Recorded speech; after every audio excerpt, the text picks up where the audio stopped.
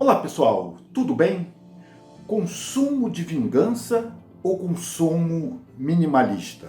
Essa é a pergunta de US$ 1 milhão que todos os empreendedores, todos aqueles preocupados com o comportamento do consumidor estão se questionando. O que vai acontecer com o comportamento do consumidor pós-pandemia? Eu sou Marcelo Bárcia, se você não se inscreveu nesse canal aqui, queria te convidar para se inscrever, para você comentar, especialmente nesse vídeo, né? Gostaria muito de ouvir sua opinião, tá bom?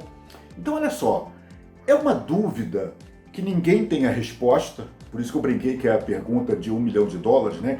O que vai acontecer com o comportamento do consumidor nesse momento pós-Covid, nesse momento de retomada econômica, se ela virá, enfim, o que vai acontecer depois da humanidade como um todo ter passado por esse momento tão difícil que a gente vai sentir ainda, né, as consequências nos próximos anos? Essa é uma pergunta fundamental para todo ser humano, mas especialmente para os empreendedores, porque o comportamento do consumidor, a tendência que ele vai apontar, vai ser de extrema relevância para ele entender como o negócio dele passa a operar nesse novo cenário, nessa nova realidade, como você está dizendo. Mas aí, o que vem a ser o consumo da vingança? Essa é uma tese muito interessante que surgiu de uns estudiosos já no final dos anos 70 para 80, em que percebeu-se que toda vez que o ser humano, né, uma população, um país, passa por um momento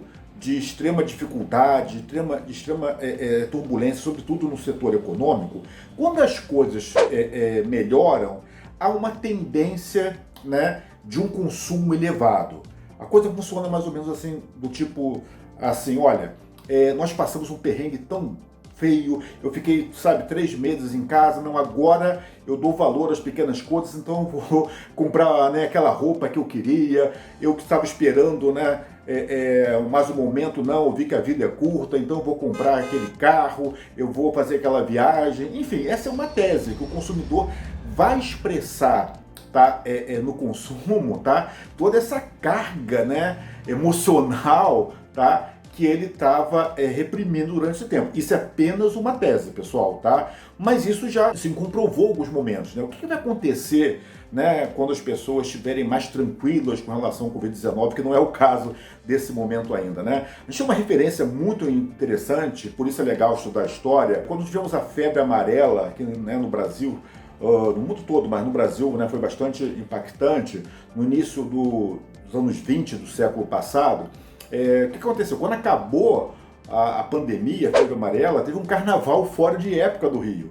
Isso parece uma coisa caricata da história, mas é só para mostrar como o consumidor, né, e as pessoas, né, podem, né, revelar, tá, expressar, tá, tudo aquilo que, né, que tinha a ver com sentimento, com receio, de uma forma às vezes festiva e no consumo. Essa é a tese, né, daqueles que acreditam que a gente vai ter um consumo de vingança. Isso é apenas uma tese. Mas está aí, né? Eu queria depois ouvir a sua opinião. A outra linha pensa realmente diametralmente contrário.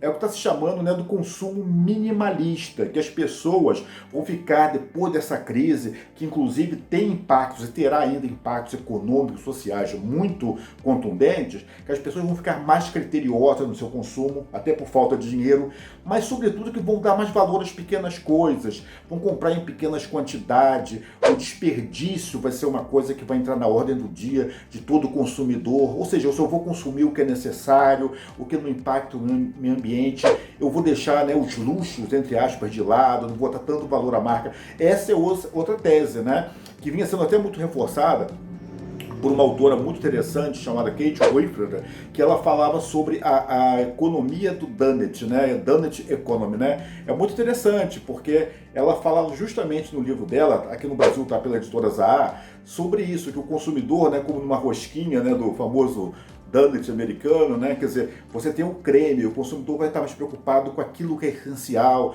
aquilo que não impacta a natureza, aquele modo de consumo brutal, que realmente merece questionamento, que a gente está vivendo, né?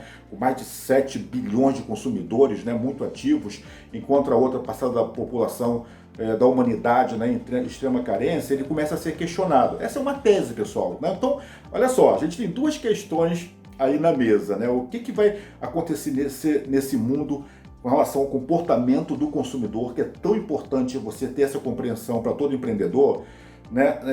O que vai acontecer daqui para frente? A gente vai ter um consumo de vingança, um consumo minimalista, tá? O que você acha, né? Gostaria muito de ouvir a sua resposta. Então, se você tem alguma posição sobre esse assunto, interage aqui com a gente no canal, tá bom? Bom, eu vou marcar a minha posição, pessoal, né? Eu acho que vai acontecer um pouco dos dois, né?